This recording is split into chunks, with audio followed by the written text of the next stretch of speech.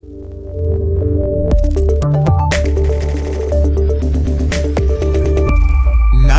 of the Living Geeks.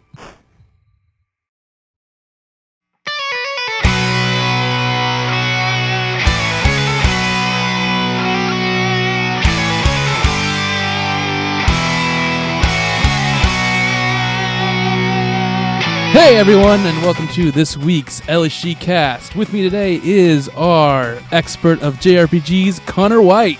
Is that what I am? That's what you are now, whether you like it or not. All right, I'll be whatever you want me to be, baby. Some guy we picked off the street, Taylor Hoyt. I'm just here. I don't know why. They're holding my accurate. family ransom right now, so I guess I got to do a podcast. And Can't get up until we say it. and of course, me, Nick Lind, as some dude, the Podfather. The Podfather, as we call him. He's a hard-working white-collar man who moonlights as a sex god Yeah. Boom. in the nighttime. And unfortunately, Jake could not join us today. He's busy, we'll just say. There was a little scheduling confliction, which is unfortunate. You know, it's not really anybody's fault, Nick, but we move on from these things. How dare you, Father's Day? You Yeah. ruin everything. How dare you paying tribute to the man who gave me life, helped give me life. But yeah, This is the E3 episode. This is the Let's get after into it. E3 Our episode. impressions, our Exactly. thoughts. Holy crap. I enjoyed the end of this E3. Yeah, it was all kind of a slow burn, like build up until the Sony conference, really. Yeah. Yep. I feel like every single conference the conversations that we were having during them were basically us just being like, this is cool, but it could have been so much better if they just this. And Right. then Sony was the one where we never really said that. Yeah. Pretty much. I think, well, should we go in order, I guess? Or because we did say we're going to talk about highs and lows, and I feel like Connor was saying it went from low to high as the day went on, as the weekend went on, I should say. Slow crescendo. Yeah. The low of lowest to low is EA. Yeah. Holy moly, Toledo. So what I'm gathering, Nick, is that you really like the EA conference. Yeah, Those- that's what I'm those- Could you Yeah, please as well. expound on how much you really loved it? It was opened good. It opened with Titanfall 2, which looked great. Strong. Yeah. Strong. And I don't remember any of it. I just remember it being terrible. Yeah, it was a lot of sports stuff. They showed battle. I mean, you guys, at this point, we know we're going to get that. Yeah. It's like that's Okay. is it their fault that they have to promote that? People complained about having Pele on their conference, and they decided to have a random actor, a coach that didn't want to be there, That's right. and then a bunch of celebrities. I think the best part was when they were talking about Battlefield 1, and they had Jamie Foxx and Zac Efron. Like, you guys are pumped, right? And they're like, yeah, pumped. And they They were both clearly doing blow in the dressing rooms. Yeah. Guaranteed. Exactly. They were like, oh, where are we? We're live? And speaking of doing drugs at E3, much more in the open was Snoop Dogg, who Oh of my course God. was Quite literally doing smoking a drugs blunt on, while he was on while he camera. was playing Battlefield 1, which was maybe the highlight of the entire E3 for me. It was really fantastic. But what's even more funny is he had it. They had the frame on him. It would cut to someone else. I think it was like Zac Efron, and it cut back to him. It was gone. Someone took it away from him. Well, funny. that's what happens when you light it on fire. Is you inhale it. When you're Snoop Dogg, you probably smoke an entire blunt with like one lung full. So, hell yeah, man! But yeah, Titanfall 2 was good. Yeah. And they talked a lot. This conference had a bunch of talking that just no one cared about. And they showed, the cool thing is A lot of very nervous people. Yes. A lot of That's for sure. Hey guys, woo! Thanks for having us. Really excited for the Yeah, super. And it's like we feel bad for them because they're just excited about their game and they want to talk about their game, which is totally cool. And then they get out and just look at the crowd and go, "Oh shit." yeah, exactly. Well, it was funny. Before I came here, I was watching this super cut of like all the awkward moments of E3, and there were so many times like, and we're proud to announce this, and then the crowd just like didn't cheer or do anything. It was just like, okay, moving on.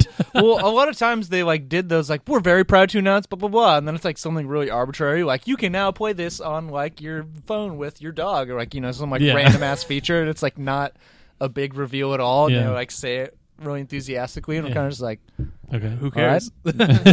next. Yeah, Like yeah. you could have just tweeted that, and like Right. people Perfect, probably exactly. would have got a, similar response. Right. Exactly. Back to EA, Mass Effect was a huge disappointment. Like, yeah, it was because supposedly they delayed this game to early 2017, and they didn't. I expected them to like blow it out, like have a huge demo, show a lot of the game, and like they showed more than they showed before, but it wasn't. It's still, to me, it wasn't enough. It was just like quick cuts, and I'm like, okay, this game might not be as close as we think it is. Might be a fall 2017 game, perhaps. So that's like basically 100 years from now. Yeah, might as well be. That's how my timeline works right now. I mean, I'm going to be playing that when I'm dead, basically. I'm a millennial. The only thing that matters is 72 hours ahead of the current time and date. That's all. This is as far as I can see into the future. And clearly, yeah, it's too far away. No hype.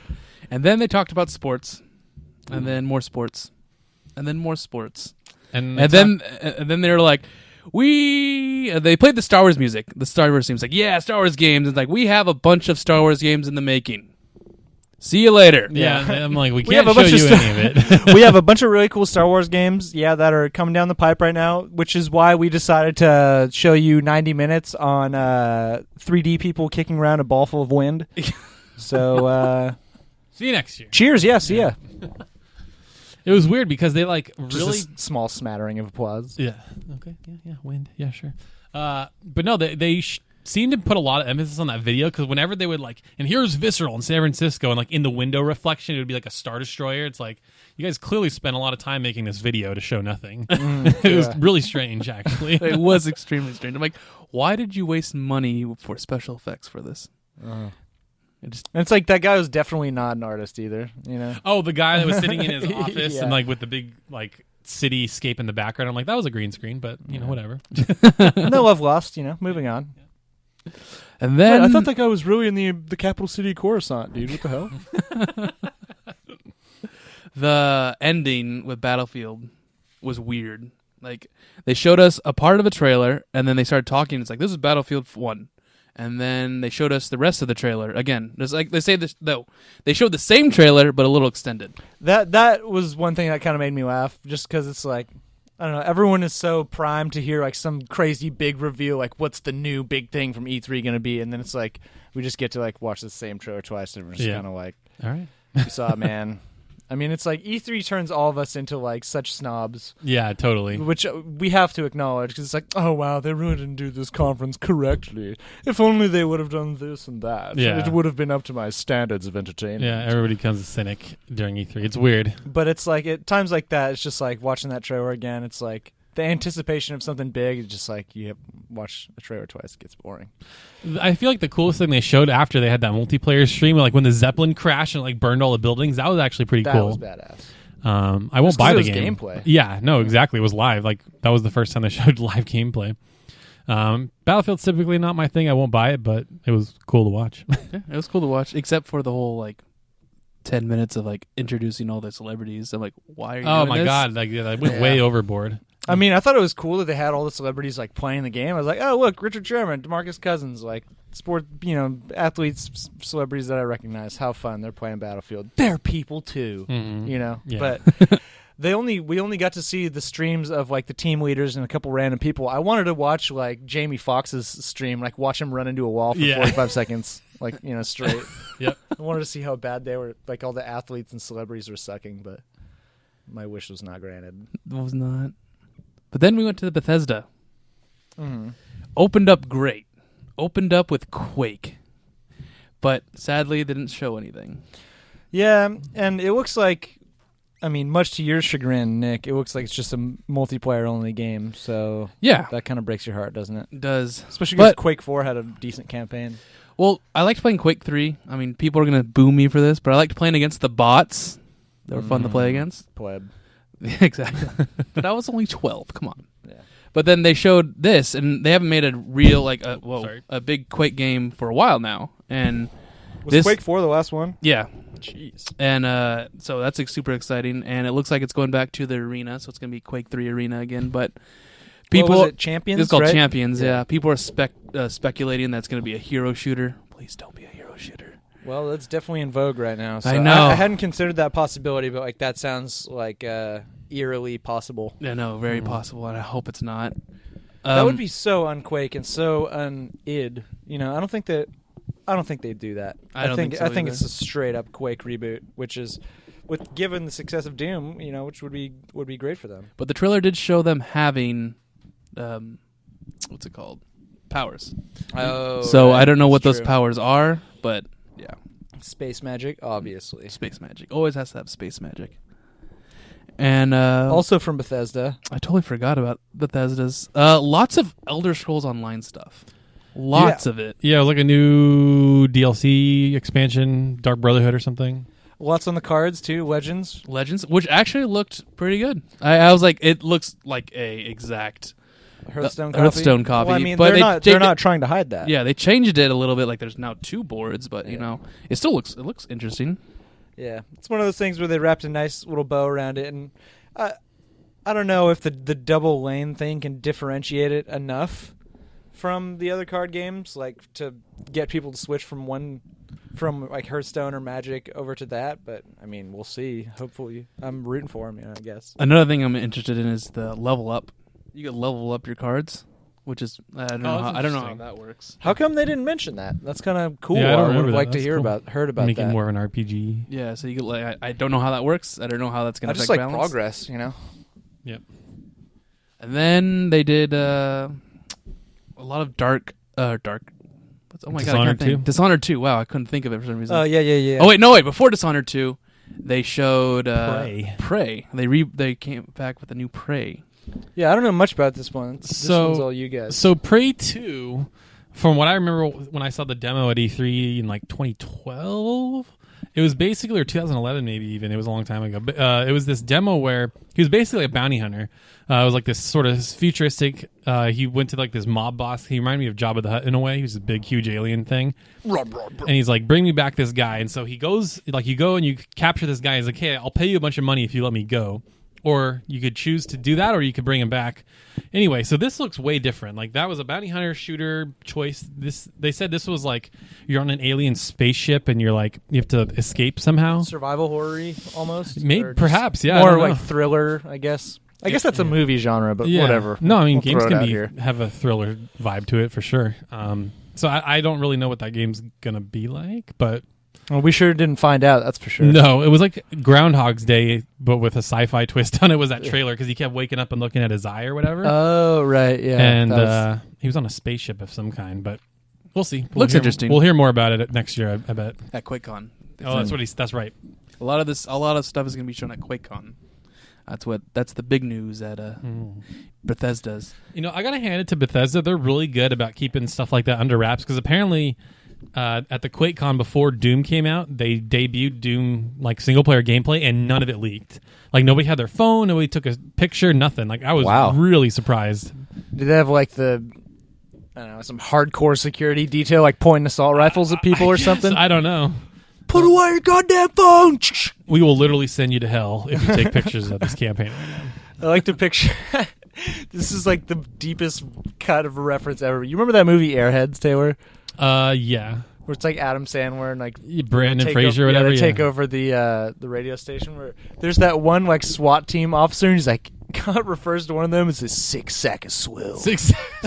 Love it. I just like to picture that guy like, put that phone away, you 6 sack of swill. Great little You will term be there. leaking on my watch. Love it.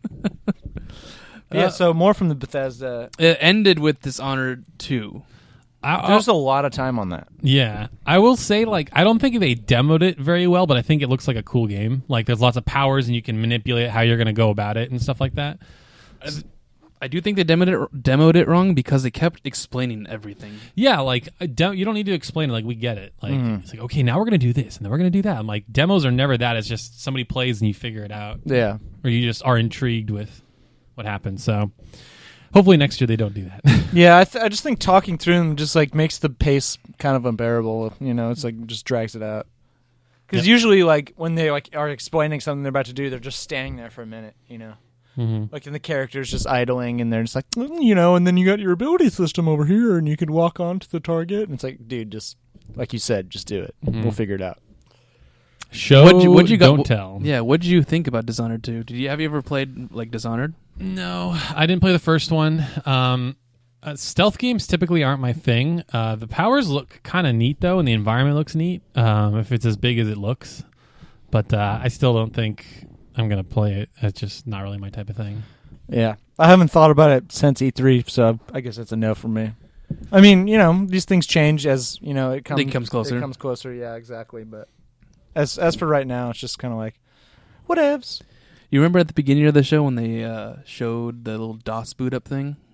They like clicked it and they what was it was for Quake. Oh, right, yeah. But inside the list of games, there was a hint at a new Wolfenstein game. It was like the new Colossus Yeah, or the something new like Colossus. that. That was one of the things that we were predicting, right? Was some new Wolfenstein. Mhm. Yeah, they didn't show it, but they like had an Easter egg in their own presentation. I didn't know that. Showing that. Yeah, you had to like That's, freeze frame it, but That's was good info there. It was pretty cool. Mhm. See, we provide you with something on this podcast. Exactly. A little drop in the knowledge. Well, a couple nuggets for you. All right, let's go next in the morning with a lot of donuts. Some psycho donuts. Dude, that was fantastic. That was you and Debbie brought those, right, Taylor? We brought lots of donuts. That was to marvelous. Enjoy. Yeah, I'm Thank glad you guys liked it. Dude, who doesn't like psycho donuts? Good lord.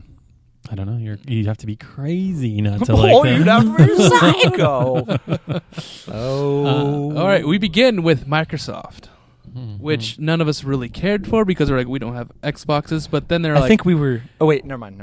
and then we were like, oh, we could play all these games because they're also on Windows 10 now. That's right. Yeah, so everything's coming to Windows 10, which is great.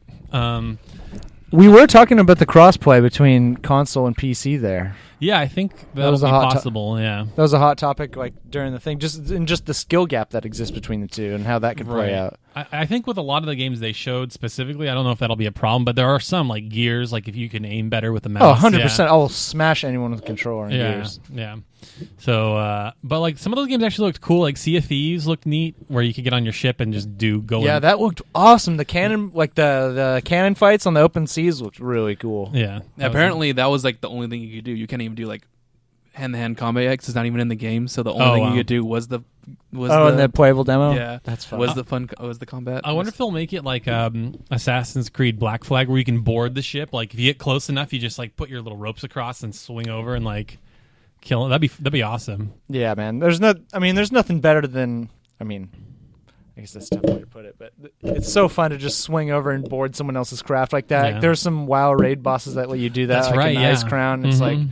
It's just awesome, sword clenched between your teeth, flying over. It's the best. Or like in Tales of Destiny, this is like much more archaic, but like when you're, it's Batista, the boss who's on the pirate ships, and you got to board all the pirate ships and kick everyone's ass. Yeah. Also classic. Nice. But yeah, I was also thought Halo Wars 2 looked pretty sweet. Yeah. What we saw of it, at least. Yeah, Halo Wars 2 looked awesome. Just the concept and the visuals look great, and just like the genre of real-time strategy being shown some love is always cool. Even though it's on console, I haven't played a console RTS since like Warcraft 2 on PS1. Oh my god, that's old school. Command and Conquer. Command and Conquer, yeah, Red Alert, man. I want to play that right now, actually. Yeah, right. But yeah, that looks awesome. Jake, shout out to you for that, for getting me stoked on Halo Wars. Oh, it looked great. I will say I think I'm still like excited for Scalebound. I still think it has potential. Again, I don't think it demoed very well.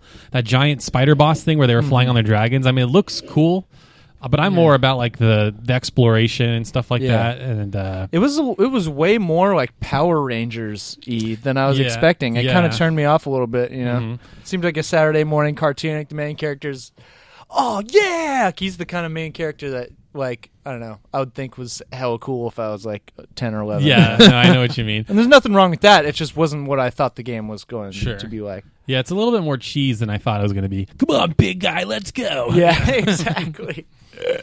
There's definitely like 3 pairs of sunglasses on that voice. Oh, man, totally. I'm not afraid of you. So what I noticed is that a lot of demos with giant bosses tend to not demo well. Yeah, we'll get to the other one. Let's reference quick reference to Final Fantasy 15, the Titan demo there, where like the mechanics of the battle was you're supposed to survive until your teammates showed up, which was like cool, but we all kind of forgot that, and so the guy was just running around dodging Titan's attacks for like 45 seconds. Yeah, I'm and we like, were all oh kind of my just God. like, this isn't like interesting or entertaining at all. Like, this is bombing right now. Yeah, like I think in the context of like the game when we play it, it'll be fun. But like, Right. if, like here we go. And, like if you just cut right to that, it's like okay, like what's Yeah, happening? I think it was just a misstep. 'Cause Just because there's nothing interesting about just trying to survive and not using attacks and moves for like 45 seconds. Well, they weren't doing it right because I watched somebody else do the full playthrough, and apparently what you're supposed to do is like freeze him, so that you're supposed to constantly use Blizzara Okay. and freeze him, and eventually his hand like shatters or something like that, and he was just dodging. So Oh, I think okay. he was playing it wrong too. He literally died. Like he died on on this demo. yeah, that's kind of sad. Yeah, that's pretty sad. You think you practice out a million times? I don't before think you he go was on one of the stage. guys who was like making the game though. He was just like one of the, like the social direct or like media directors Yeah, or something. So it's like it kind of makes it a little more understandable that he would get his ass kicked, but that doesn't like Still. make it not stupid. Yeah, right. Like you should get somebody who like made the game or at least is just like Played it a total, few times, yeah. total pro at it. Yeah. Right. Was there anything else at Microsoft that kind of caught our attention? I mean, Just all the crossplay stuff. Yeah, Like, that's- that kind of deserves a minute or two from us, I think, Mhm. just because that's. I Yeah, I don't think know if that's huge. revolutionary is the word, but it's groundbreaking, I guess. Yeah, just to link the consoles like that We or platforms. we forgot one game, Recore. Yeah, so that is a game from Inafune, who of Mega Man fame, and Armature, I think, is a studio who did all the Metroid Prime games. And apparently, this is some type of budget title because it's only $40. I thought that was like a whole big exclusive. I'm like, wow, this is coming this year. Sign me up. Always down for a really solid budget game. Mm-hmm. Yeah, I mean, Ratchet and Clank was only $40. So that game's awesome. But it's funny because budget game like has like this bad connotation, you know. Yeah. But it's like a lot of times they're just as good as like a full AAA title. Oh, totally. Just probably less hours. The game itself though surprised me because it totally wasn't like the trailer at all. Yeah, I thought it was going to be like this weird, like kind of almost like post-apocalyptic thing. You're walking around with your robot, but it was like swinging around and with your robots, and they transform and stuff It like was very that. kind of like, comic booky, or not comic book, but action hero-y, Right, as yeah. opposed to darker. Do you remember? Of course you remember, but the game you used to play on your PS3 was like some Japanese. You'll have to be a little more specific. Yeah, I know some Japanese like X-Troopers? X-Troopers, yeah. It reminded me of that. Okay. Like the battle, like you lock onto the enemy and shoot him, and you're just doing. It was very similar to that. Okay, I can see that. For reference, for anybody that doesn't know what that is, it was like this like super Japanese anime like Lost Planet spinoff, and it was like arena, sort of like not arena, but like they were closed off battle sections, and like you could lock onto the enemy. It's sort of Zelda style, and you would just shoot them and dash around. So just like quick a movements. kind of like fast paced like blistering action game kind of. Yeah. So we'll see what becomes of that game, but it was not exactly what I expected. I think that's kind of a good thing in for me though. Yeah, It's kind of seems really lively. Since everyone was playing Joust, no one paid attention to the PC. That was at PC your behest. Yeah, I know. You literally told all of us this part of E3's bullshit, and we don't need to watch it. Yeah, because And last plus, year it we was were really into Joust. yeah, we definitely were. it was really bad last year. Pardon me, Johann Sebastian Joust. There you Yeah. go. There you go. But from Sports Friends. Mm-hmm. Yeah. So I said ignore it because it was probably not going to show anything, but it did show some pretty cool stuff. It showed. So for that, I'm angry at you, Nicholas. It showed some Dawn of War 3 gameplay. And that's all I remember. Yeah, Dawn of War 3. That's it. Yeah, I remember I was in a Joust battle or Towerfall battle or something. I'm looking over. I'm like, wait, Space Marines? What? RTS? I'm not watching this? Have you played any of the other Dawn of War games? I didn't play 2, but I played 1. Okay. Because I heard some things about 2, like that its quality was, like the things that made 1, or, wow, I can't talk. I heard that the things that made Dawn of War 1 great, like, were compromised in, like, Dawn of War 2. Like, it was okay. kind of, they just focused on, like, Space Marines and kind of made it more linear.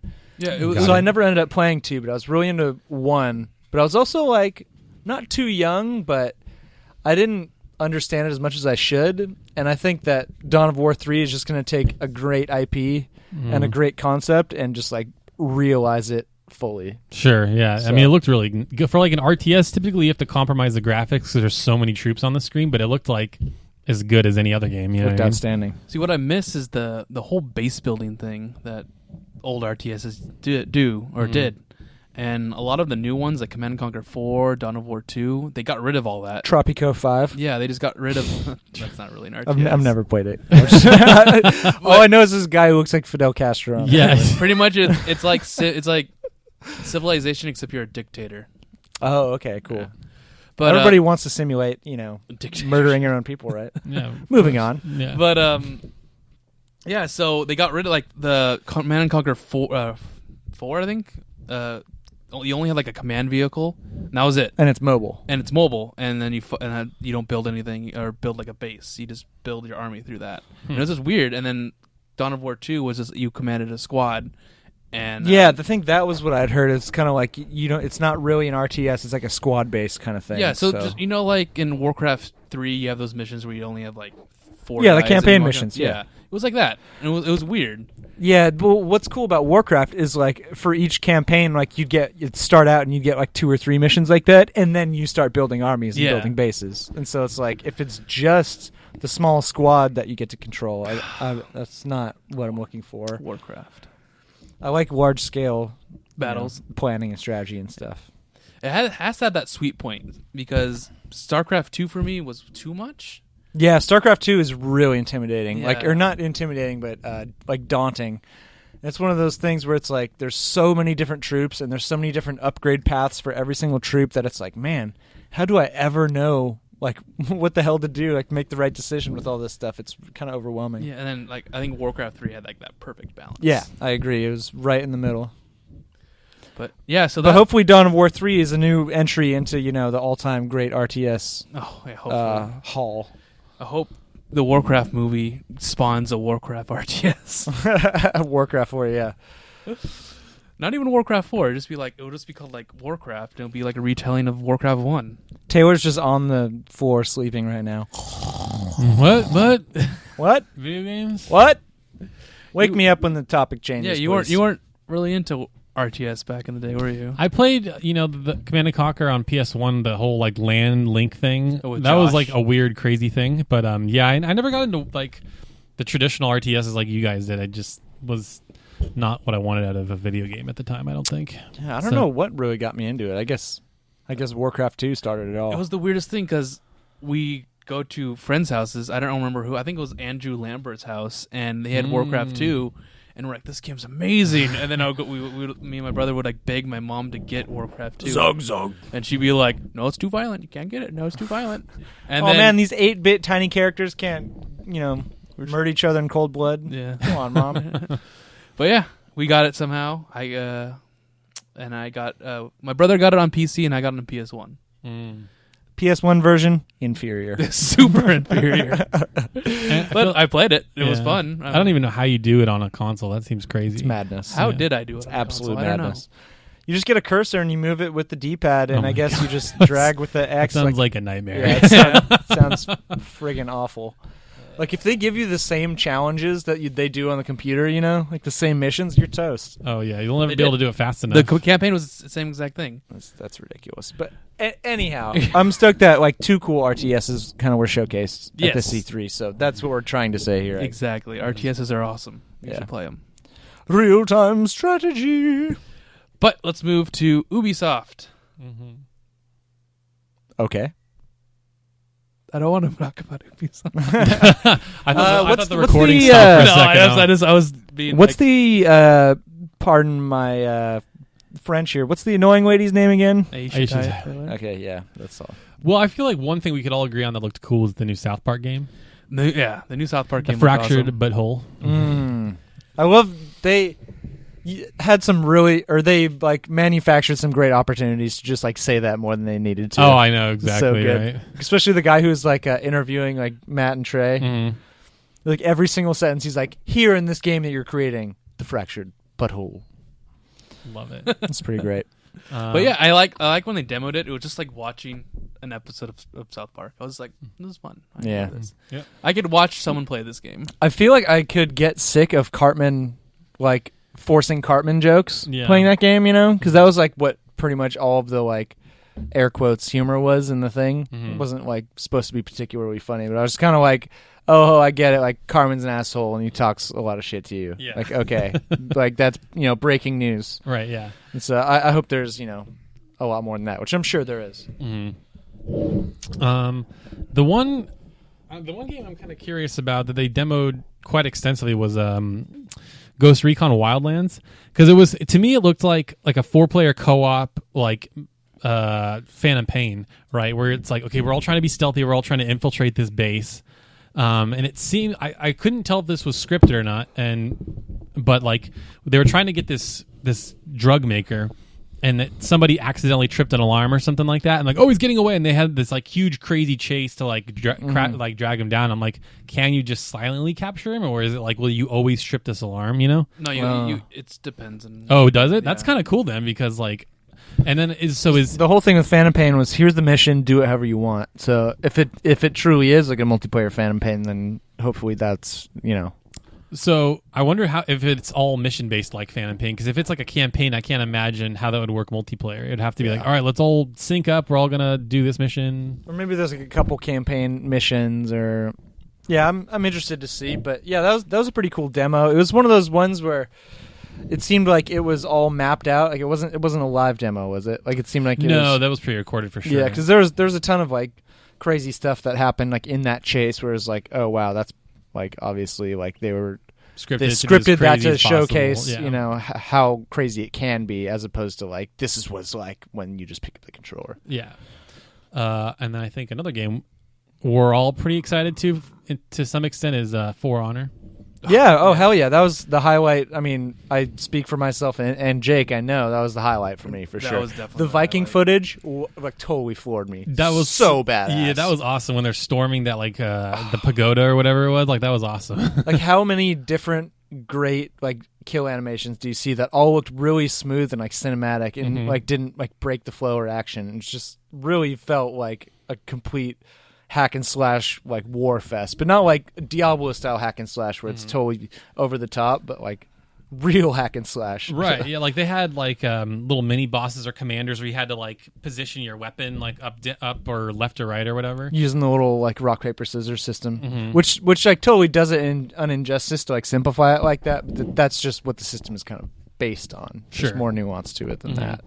And what's crazy to me is that was just the Viking campaign. There's also going to be a samurai and a knight campain. So like, and ninja eventually. Oh, did they say that? No, I said that. Oh, okay. I was going to say like that'd be awesome. But I probably won't get it because it comes out the same day as Persona 5. But eventually, I'd like to try that. That looks super cool. Oh, yeah, man. Honestly, like that's like. That is a rock solid alibi for not buying For Honor. Yep. It's Persona 4, and then right after, at the end, is Horizon Zero Dawn. Oh, Persona 5. You said 4. Yeah, Persona 5. God. It's just... Get it right. February is so packed. Yeah, it's going to be insane. Yeah, the beginning of the year is just nuts.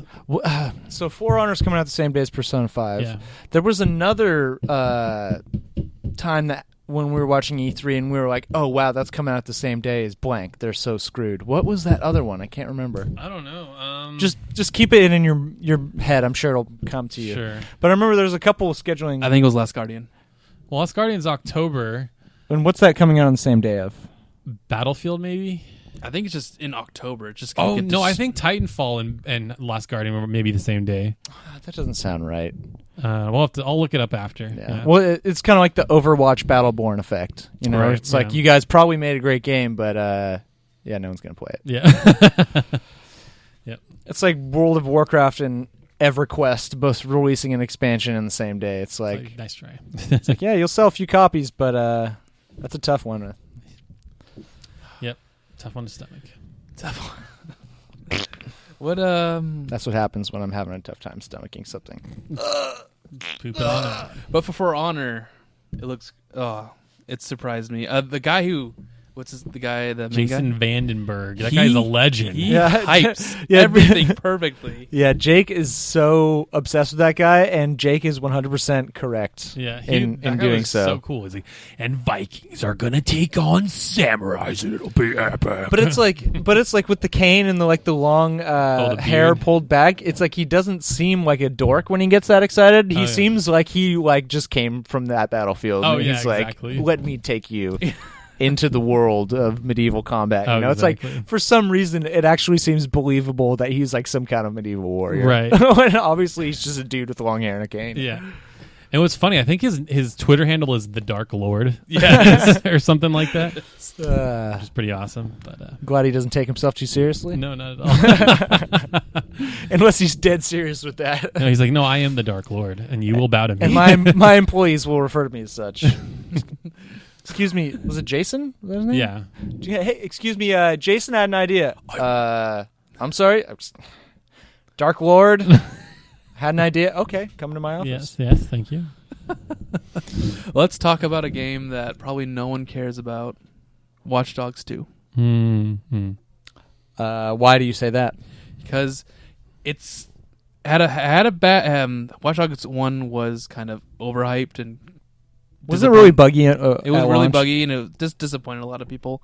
And because there were so much better games announced at this E3 that it just got overshadowed. Mhm. And like no one talked about this game that I listened to. Yeah, They not talked really. about it for like 3 minutes and like barely any time. And okay, it's Watch Dogs. We'll see what's going on. Mhm. Yeah. No one was really excited about it. I thought it was cool that they added kind of like a more, how do you say it, like fun kind of feel to it. You know, like the Yeah. guys like backflipping around, cracking jokes and stuff, and it's like that could be lame, but I feel like they could pull it off too. So Yeah, because the first one, the guy was so serious. Yeah. So this is a nice little change of pace, I think. I think the fine gentleman and Easy Allies who were listening to during the E3 thing mentioned something of like like the character that the main character is talking to with like the robot face on. Yeah. Like, which one of the guys said it?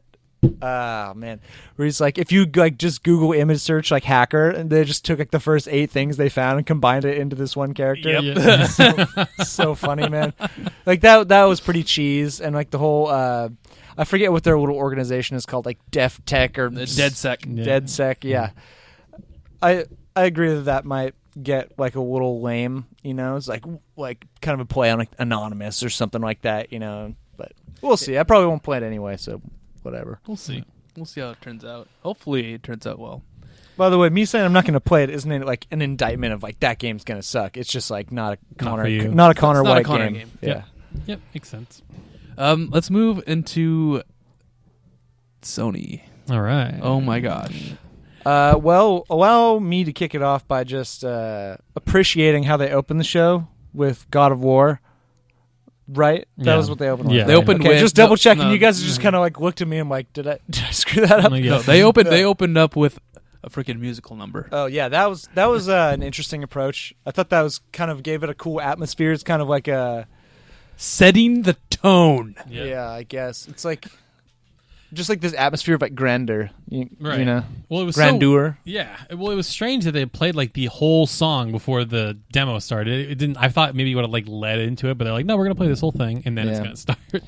Yeah, but anyways, the whole cinematic approach they took with God of War, as opposed to just like heart pounding, demon slicing action, where he's like leading the kid around, like raising, like just it's his son, right? Yeah. Like raising the kid, teaching him how to kill, and like just generally being a giant badass as always. But like it's like the mature, thoughtful, like dad Kratos, Yeah, which I think is a totally sweet angle. Mm-hmm. Yeah. During that thing, did you guys get misty eyed because like everything was just like During the God of War one, yeah, it got really emotional at the end. And no, I was just I was just doing like the furrowed brow, like nodding, like yeah. I was doing that.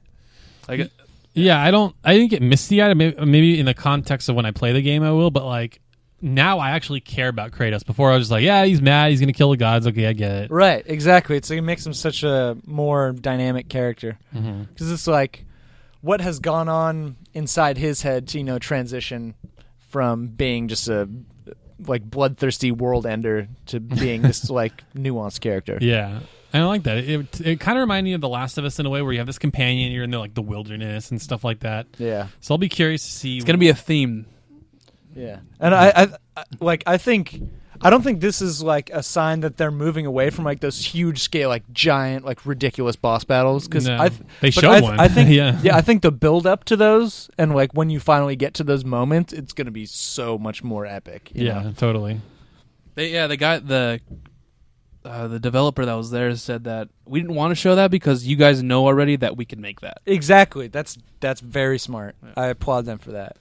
Yeah, and also you don't want to. That's probably going to be one of the more like memorable moments from the game, so you don't want to ruin that. Like save that for the game. By the way, we were kind of just BSing while we were watching it. Like, who's to say that there isn't a period in the game where 20 years pass and now you're playing as the kid? You know? And sure. That's a whole different adventure. Because one thing that was kind of got me with like God of War 1 and 2, like at the end of God of War 1, like you kill Ares and you're the God of War. Like, what else is there to really do? Right. It's like you're the ultimate badass. You just kicked the ass of the most powerful warrior in existence. And so it's kind of like, where do you go from there? It's like if he has a son and Kratos is old now, like all of a sudden, like all these different storylines and plots open up. So I played God of War 1. I enjoyed it. Never played 2, 3, or any of the other sequels or games. Same, and actually. This game, but when I saw Kratos with the beard, he popped out. I was like, I got chills. I was like, yeah. I got He's chills. back. It was awesome. Yep. Just because the bearded Kratos look, it took me like 2.5 seconds to get used to it, but then I was like, shit, this is this totally guy's cool. Awesome. I'm actually super excited about this game. Me too. Yeah, it's gonna have to take some kind of like PR collapse for me to not buy this God of War. What was shown next? They're all like they're all like together. Yeah. In my mind. Yeah, they just it was like a machine gun just of teasers, just and so the pacing of Sony. We could talk about just their conference itself for a second. Is what made it the superior spectacle, because the guy would come out, kind of like a dry sense of humor, executive, I forget his name. She's like, hey, blah, blah, blah, blah, blah, here's this. And then he'd come out, hey, wasn't that freaking cool, right? Everyone applauds. Yeah. Now check this out. And it's like, right. just the pace was so brisk that it was much easier to watch. I agree. Just like, don't let anybody talk. Show the games. That's what we care about. Yeah, that's all the audience wants to see. But I think that what they showed next was Last Guardian, the release date for it, which is like, finally we got a release date for Last Guardian. And like, I'm a huge fan of Shadow of the Colossus. It's like one of my favorite games of all time. So I'm like, not Eco though. No, I always find that interesting. Okay, you might be. Is that just an inferior game? I think it hasn't aged well. I think at the time it was like brilliant because it's like there wasn't really anything like it. But now it's like the combat is super stiff. Like the puzzles are a little weird. But Last Guardian is the newest vestige of that, or vestige. So yeah, it's like a mix of both. It's like you're working together. You climb on him like you would in Shadow of the Colossus. So, but I'm down for a companion story, something a little more touching. So a little bit of Atreyu and Falcor action. Oh yes, a la Neverending Story. Oh yes, the bird dog thing, bird dog monster dog truck thing. 2 dogs in there. Yeah. And then I think right after they showed Detroit, right? Sure. Yeah. It all blended together. But yeah, let's talk about Detroit. That looked good. Yeah, it looks like kind of like a really streamlined like cinematic experience. How there's like almost no like menus and stuff. Like you just like hit X or circle like when you're in like a juncture moment to be like accept or deny. But then the rest of it's just like a movie. Yeah. Basically, right? I was expecting it to be like Heavy Rain and Beyond Two Souls, which I did not like at all. Oh, you didn't like either? I didn't like. Oh, okay. And this actually looks interesting. I like the whole detective angle and stuff like that. So I'm actually interested to see more. Cool. I'm down for those types of games because I played through Until Dawn and it's very similar, but it's sort of like a B-movie horror game is what Until Dawn is. And so like you make choices, and depending on the choices, like certain characters can die. And so with this, it's like I'm sure they'll be walking around. It's not just sitting there like watching it play out, but it is you're not going to be like running and jumping and doing all kinds of crazy stuff. Right. But I've kind of appreciate those types of games, like because sometimes it's like, okay, just tell me a story and I'll kind of play along. Yeah. The acting in this one's way better than the other ones. Mhm. Yeah, the animations too felt really genuine. Mhm. Yeah, Oh, as yeah. far as like keeping true to like how humans or androids Sure. would move and talk and react. It was, I felt the emotion. It was awesome. Yep, I'll play that. The next one kind of confused us at first. We were like, "What is this? Is this PT? Is this what is?" Yeah, we were all going, dude, Silent Hill, dude, we're Silent Hill, Silent dude, It's Silent Hill. Silent Hill, and people were freaked out. Like I was on edge. Yeah, I 'cause was they waiting for a based- jump scare. Because they were playing the demo more or less. Like, okay, what's around this corner? What's going on? But they were playing the demo from the VR perspective, right? I think so because the way the camera moved definitely you Yeah. can't definitely because I played the demo and you can't do that. Yeah. And so, like, I think part of the reason, like, we were crapping ourselves while watching this demo, but we're kind of nonplussed now, you know, like we're like kind of don't really care, is that the whole VR angle was kind of like, oh my god, like this is gonna be so scary to play Yeah. in VR. Like Oh, people man. will die. Yeah. Like just even without jump scares, just from the atmosphere. And if there is a jump scare, like people will have heart attacks and go to the I'm hospital. sure. Yeah. But we haven't said the game, so it's Resident Evil 7. Yeah, that's that. Well, hey, we did to the listener what they did to us with the demo. Right. Exactly. But just as far as our reaction, like we did like all yelp out loud when the Resident Evil 7 popped on the screen. Yeah, 'Cause that was the last thing we were expecting. Because I'm like, yeah, what is this? So we were talking about like maybe it was Condemned or some other weird other horror, and then I remember we looked at each other like, oh my god, because like that is so not Resident It Evil. was out of left field completely. Just such a departure from the last two titles. And I'll say, I played through the demo. I've played through it multiple times now, and it's not scary anymore because I know where the jump scares are and whatnot. But what they're doing, I'm kind of down for what they're doing. You're like in this house, and to kind of progress, you're just picking up items. It's very atmospheric, and they're just trying some things. And it will have shooting, and will have all these things they've said in the full game. Well, they also said that this demo is not going to be like the game at all. It's gonna be. It's just to give you a vibe of what the game will be like. A la PT. Interesting. Just whetting the old appetite. Yeah, It's and- coming out in January. I know that's so soon. Yeah, Taylor, talk about the extremely imminent release date and what you think that might mean for the game. See, well, they said I was, watching some interviews, and they said that they started working on this game in early 2014, which is like that's not too long for a AAA game. So that to me, what that says is either the environments. There's not a lot of environments that you walk around in. It's just in the one environment you're in. It's just like one big mystery. So you're kind of walking around the same space quite a bit. Or they're wizards and they just know how to make a game fast or something. Because like 2 years for a AAA game is not a lot of time. Yeah. So something I'm telling you, there's more to this game than we've been led to believe. Because like something just seems off. Like either this game is going to be really short, or there's like a lot to this game that they haven't shown us yet. Because it just doesn't seem right to me. Something seems off, and not necessarily in a bad way. And I will just say real quick, there's been this like crazy, like obsessive minority of people that have been trying to like crack the Resident Evil 7 demo. This is what I want to hear you talk about because it sounds interesting. So there's essentially Basically, get into the code and dig up things that you weren't supposed to find. sort of. Well, so we keep thinking there's like a true ending, right? Because there's like two ways to beat the demo, and we're like, that can't be it. And people were like glitching the game, and they like had doors. Why can't the two endings be it? Because maybe Without spoilers? No, there's nothing to spoil. We're like, oh, maybe it's like PT. Like once we beat it the real way, there'll be like a trailer or something that shows like familiar characters or something. They were just unsatisfying endings. Yeah, it was just not like I'm like that's it.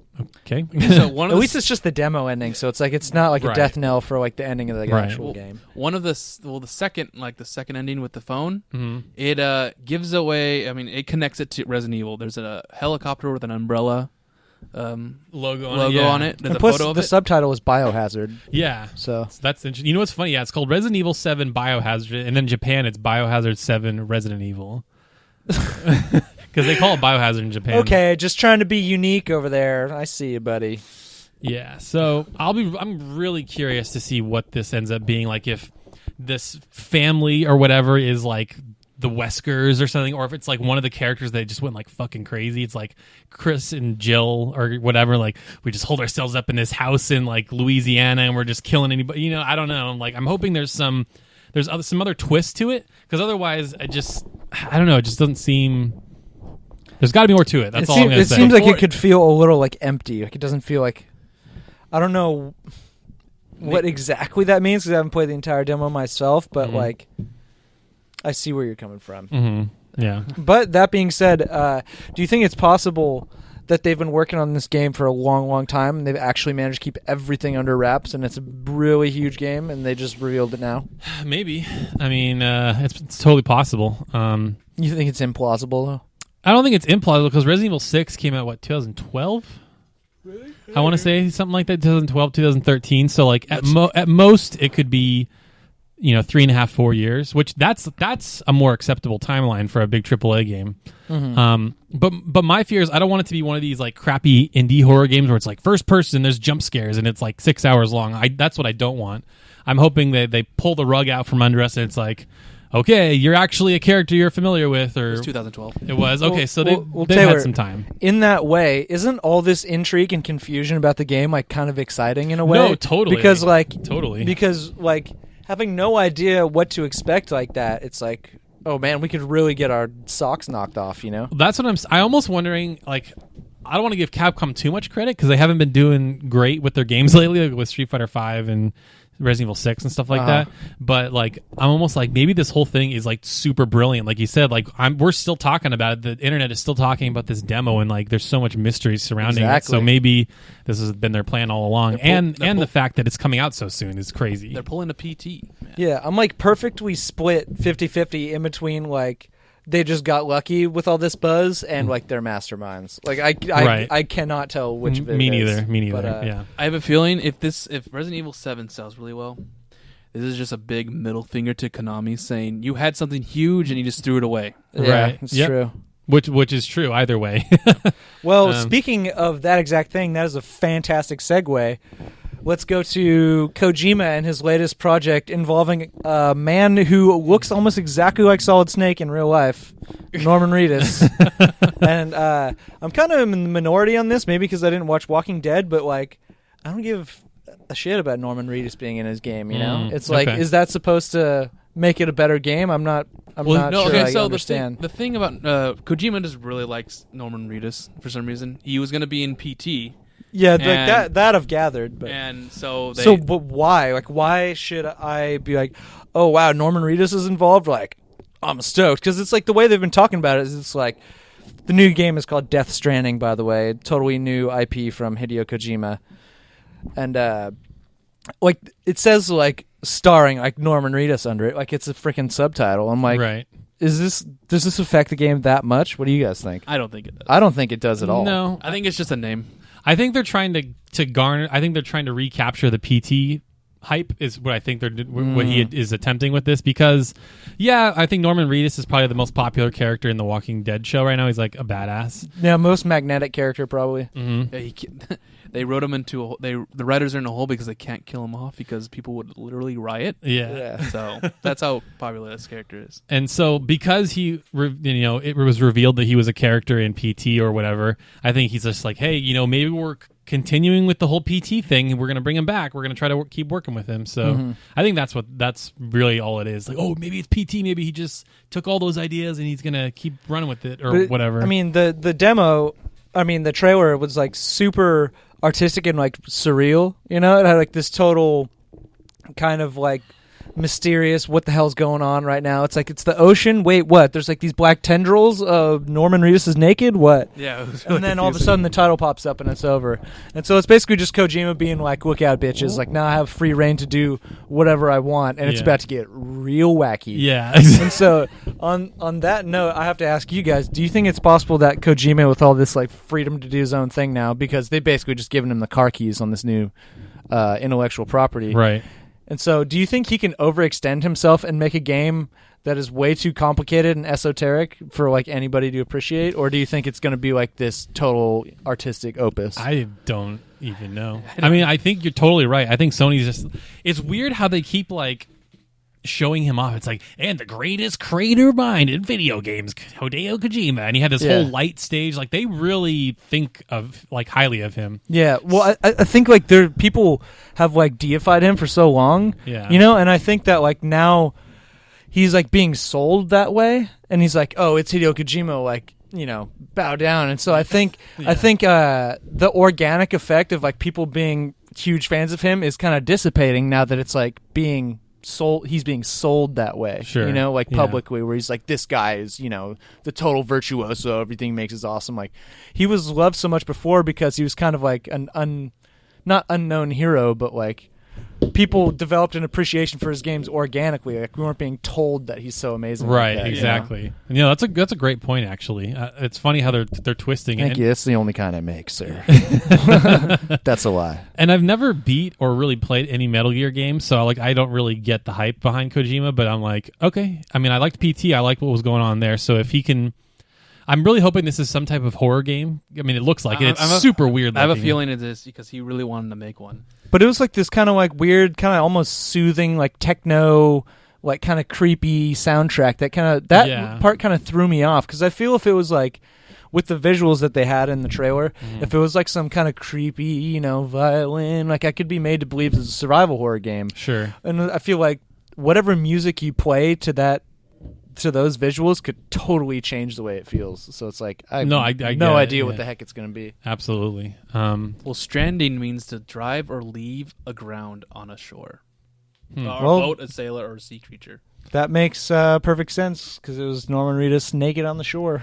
So he left death at the water. He survived death. I don't know. And then like I think the other thing that was really that kind of given the whole feel of the trailer, that kind of sounds like could be possible. Like the concept of the game is something like transcending death. Sure.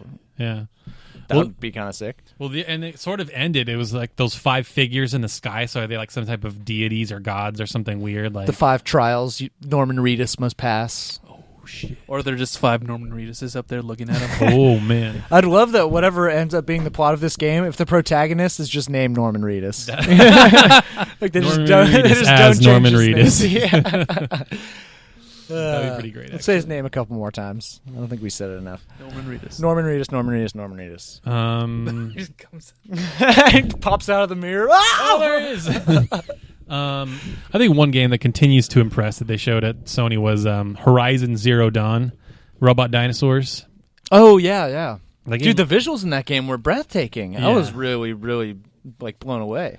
Yeah, it looked super cool. Like, and it was weird because so far they've only shown like robots that like resemble some type of animal, and then the one that she fought was just some weird, like, it didn't look like anything. It was just some weird thing. And she's like, oh, that looks like an old one or something. Yeah. So to me, what's intriguing about this game is there's clearly some type of super crazy mystery on top of this really awesome looking, like, okay, we can explore, we can fight all these crazy robots and the bow stuff where she can like pin it down with like these little grappling hooks. Like, yeah, that was an awesome mechanic to watch. Yeah. Like everything about this game looks awesome. So, man, I don't think I'm going to be able to beat Persona 5 in 2 weeks, but you're going to try your damn best. Yeah.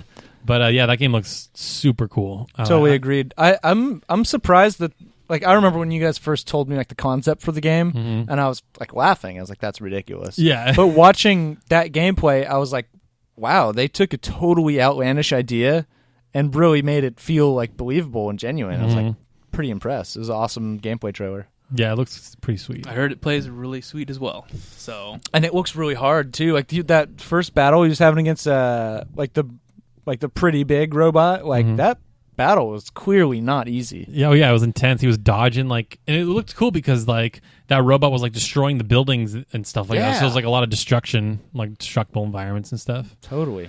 And the guy knew what he was doing too. Oh, clearly, so. yeah. Yeah, the guy who was playing the game was just shredding, and yet he was having a difficult time. It was cool. Yeah.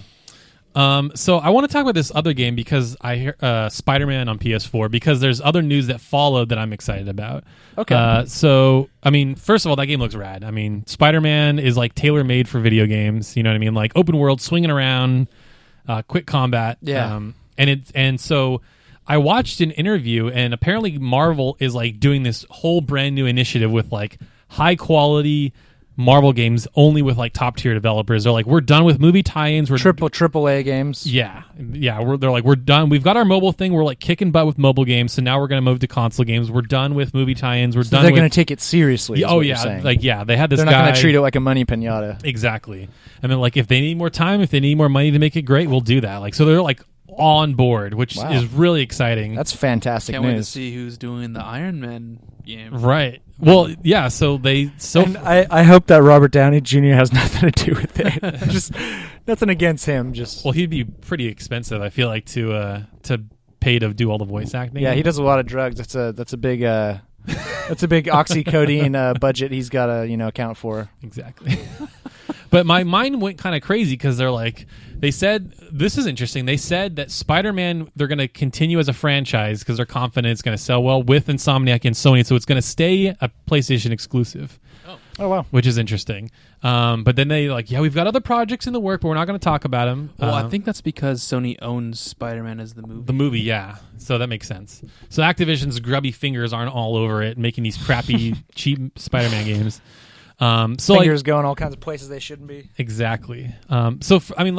What kind of Marvel superhero game would you guys want to see, and from who? Because now the possibilities are endless. Like they could be like, hey, Naughty Dog, you want to make like a Daredevil game, or I don't know.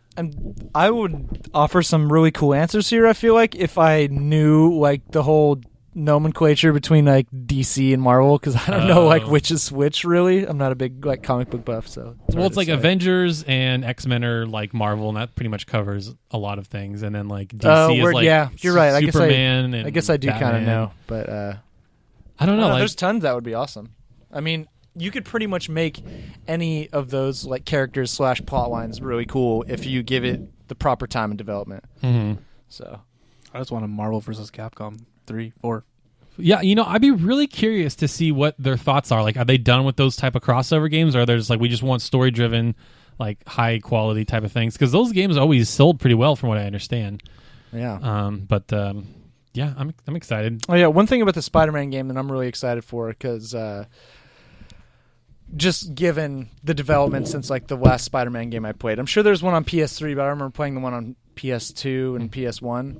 But I'm really excited for like swinging around the city with like the environments that can be rendered now with like the graphical technology that like the PS4 can boast now. Like I think just swinging around that city from place to place will be a blast in itself. Oh, totally. Like that was just add to the thought. Like in Grand Theft Auto, just driving around town doing crap. Like imagine that just soaring through the freaking air.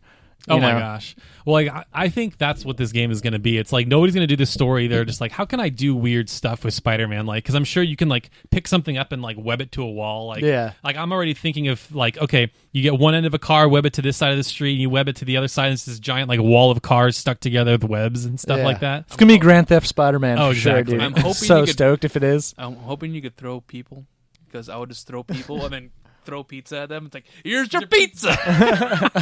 There's got to be pizza missions. Like, I'd be disappointed if there won't be. Yeah, but that game has a lot of potential to be awesome. So, yeah, definitely. So, and that was kind of one of those things that in the conference, like with all the kind of like the fantasy games and all the different kind of games they're throwing at us, that was a really cool title to like kind of break up the action and be like, oh, like crap, like Spider-Man. Like, wasn't really expecting that, but it was pretty exciting. So I thought it was like well placed within the trajectory of the Sony conference.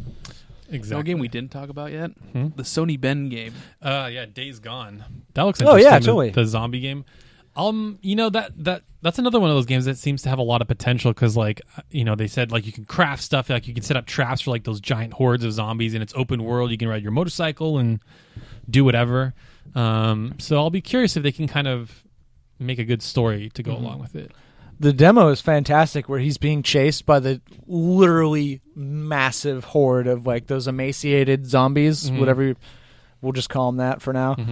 And it's just this endless horde, like hundreds and hundreds. And uniquely, like each one of them took like one bullet to kill, basically. And so like he's just unloading on this giant wave that's running at him, like barely fending them off just enough so he can keep running while he's reloading. And at the very end, he gets to like the very end of the platform, of the last platform, and there's nowhere else he can run to, and he barely finishes off like the very last of the zombie horde. And it was just like, oh, Yeah, that was like, intense. damn, that was close. Like, so I have to say that was a great demo. I'm sure it was super scripted, but Yeah. the way they did it made it look really fun. Yeah.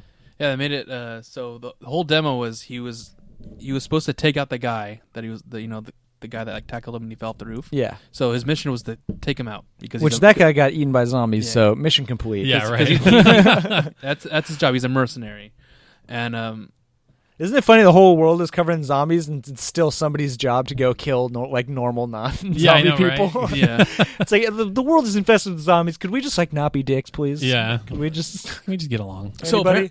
yeah. So you know when you saw like the weird golem person? In Days Gone? Yeah, in Days Gone, it was like You mean like Gollum? it looked like Golem. You said golem. Oh, I and meant pictured Gollum. like I a meant- clay golem. Oh, yeah, I'm like, I don't Diablo. remember that. Golem. Yeah. Golem. Uh-huh. Yeah, so apparently that's a different creature that hates the horde. Oh, And- interesting. So those it's creatures like hate the different horde. classes. Yeah. Oh, And that's then- a I didn't super catch interesting. that. wrinkle. Yeah. And then the hordes they're not undead, they're alive, so they need to eat, sleep, and do all Oh, that wow. things. Huh. So they only come out at night. And that's why they like one bullet took them out, is because they are alive. Well, I guess I can't call them zombies then. What should Well, I call technically them? they're all- Skinnies? Technically they're all Something well, like they're that, called freakers or whatever. Oh, Freakers. Yeah. I like it. That was my nickname in high school. Connor freaking White. Connor freaking White. the freaking is just in quotations. Yeah. Connor freaking White. But yeah, so the game sounds interesting because it's like it's not your typical zombie apocalypse kind of game. Mhm. Yeah. There's different creatures now Sure. that Right. overrun the. And I can't quantify this like with a ton of like hard evidence, but like it just seems like a game that's well thought out. Like it seems like it has a pretty cohesive like feel and a good look. So and for like a new like title, Mhm. you know, a new whole not franchise. I guess you can only call it that if there's more than one. but, Right, yeah. looks pretty promising. So Yeah. we'll see how that plays out. For sure. Just like with all this other stuff. We're just talking about the presentations. I mean, there's still a lot. Yeah, of how are we stuff. doing on time? What are we doing right We now? have we're on an hour and 10 minutes. All right. Word. Well, let's power our way to the end then.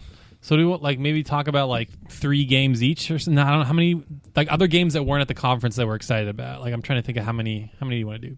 2 We each? could talk about these later if you want in another episode. Don't even put a number on it. Just All right. like share what you're excited for from E3, I would say. Okay. I'll just go real quick. So I think there's one game I didn't think it was coming out because the producer told me at PSX that it wasn't going to come out till 2017. Is Gravity Rush 2. Liar. But I'm like, it's a good lie because Yeah, it's exactly. coming out sooner. It's like, yeah, this game probably won't come out till early 2017 because it's a big game. I'm like, okay. But then I was watching the demos and I'm like, man, this game looks so much better than the first Gravity Rush. Like it looks more vibrant, more colorful, more abilities, and And it will be available on. PS4 only. Okay. PS4 exclusive.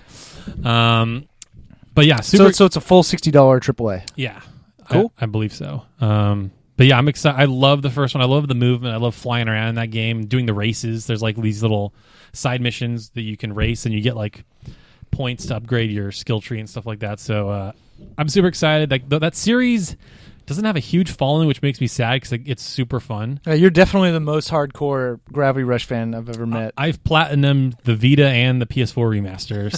So yeah, I'm definitely. You can't see this, but my eyebrows are very, very high right Yeah. now. Giving him that look like, damn, son. Yeah. And then, of course, Persona 5 looks awesome. They had a stage demo that they eventually released on YouTube, and it looks super cool. Like, there's so many side activities to do. Yeah. The dungeons look awesome. How you fight the enemies look awesome. It just How you looks... get personas is completely different. Yeah, now. you have to, like, negotiate with them. They're like, hey, you want to be on my team? Like, I won't hurt you and stuff like that. Like, apparently that's, like, an old deep cut to, like, Old Personas. SMT Nocturne on PS2, if anybody ever played that. Shouldn't Wow. make any sense. Yeah. I have not. Yeah, I haven't played it either, but a lot of people like it. 'Cause apparently. Persona- Maybe we'll discuss that on the super secret new material that we're working on Ooh, for the LHG network. hints. Hint, hint, hint. Some hot hints. And then I don't know if I'm going to buy this right away because I'm not caught up on the other games, but there's an HD collection, a new HD collection for Kingdom Hearts coming out. But then there's like this weird side prologue thing called Kingdom Hearts Point 2, and you play as Aqua, who's one of the original Keyblade people in That's on the Birth by Sleep. That's on the Kingdom Hearts 3 engine. Yeah, and it looks unbelievable. Like I was watching some gameplay, I'm like, whoa, this looks awesome. So that looks pretty great. And I know I messaged you. Oh, same like the Skyrim remaster, by the way. We didn't mention that. But Oh, that's right, in the that looks Bethesda. intriguing. Like, that's definitely intriguing. But that's kind of like old news at this point. What were you about to say? There's a game that I think I sent you a trailer for on Facebook, but like also the Final Fantasy 12 remaster. It's looking hot. Zodiac Age. Yeah. Oh yeah, I totally forgot to ask you about that. What are you gonna do? Are you gonna stop your PS2 version playthrough and go to PS4? Or are you gonna... I think I will. What's the release date on that? They just said 2017. I'm sure it'll be. Then I'm probably gonna beat my current file. Yeah, it'll be but, too far away. I mean, ask me again what I'm gonna do with it. when it comes out. I mean, I'm gonna friggin' buy it. There you go. Well, supposedly, You silly son bitch. they said it's like the quote unquote the International Zodiac Edition, which apparently has like new items and the job system's different or something like that. So it's not just a HD upgrade. Apparently, there's a bunch of new stuff in it. So Yeah, we'll see. I mean, I'm buying it just for the HD upgrade. So if there is any cool bonus stuff, then more power to me, I guess. sure. Yep. I don't want to hog up any more time. So Connor, what are the games you pumped about? Oh, let me think. Well, first of all, one of my highlights was definitely God of War. Looks fantastic. Like, you asked if I had a little tear rolling down my cheek. I did not, but on the inside, I did. It was a great emotional kind of journey, especially from like Kratos, you know. So it's I'm super excited to explore this whole different side of him, see how he's like grown, you know, like through all this crazy, ridiculous god slaying business he's been getting into for years now. So I think God of War 3 just looks freaking stellar. So really excited for that. And I had another one, but it totally flew right out of my head. So let me throw it to you, Nick. I'm just excited with all the new JRPGs that we were getting, man. Yeah, There's definitely. there's some that I didn't even know was on the floor. Like there was one called I Am Setsuna. It's a Setsuna, Yeah.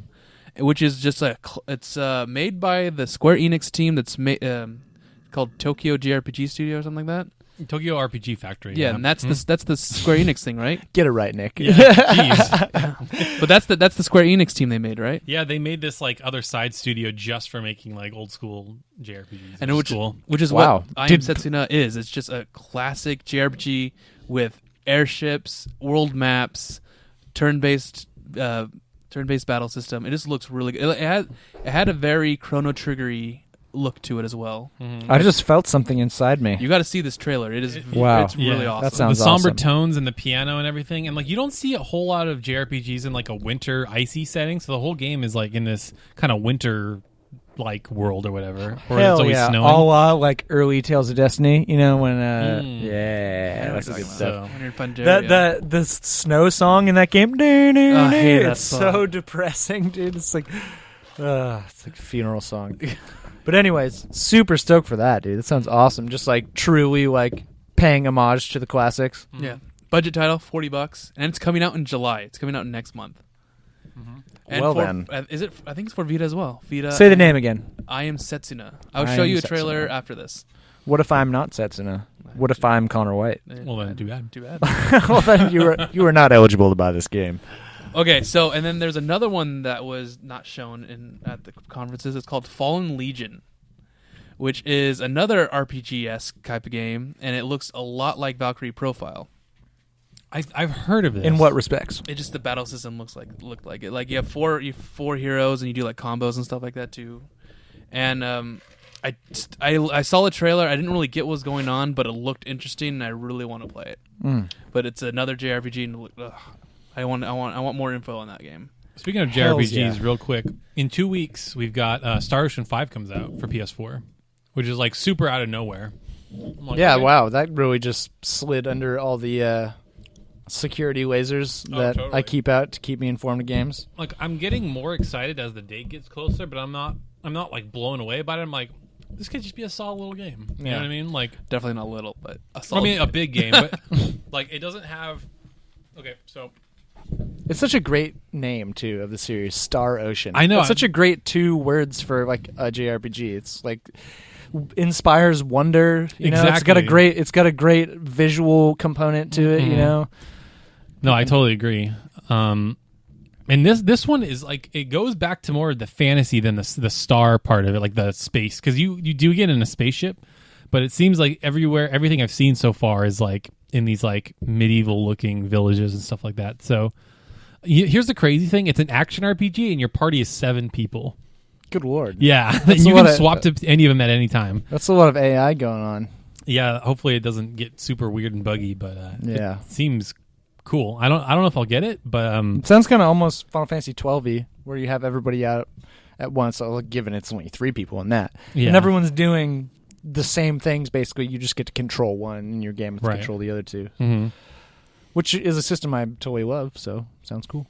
What else? God, there's some. Okay, here there's too many things that I'm excited about from the E3. Okay, it was kind of underwhelming while I was watching the E3. Maybe it was the long breaks, but I kind of got bored watching it. But looking back and like doing this pod has made me realize how many things got unveiled that I'm like legitimately interested in. Oh yeah, like Dawn of War 3. Forgot to mention that. I'm super excited just with like the graphical technology and the time they've had to work on that. I think it's going to be a monster RTS, or at least that's my hope. I'm hoping to. So God of War and Dawn of War are my 2 games to watch.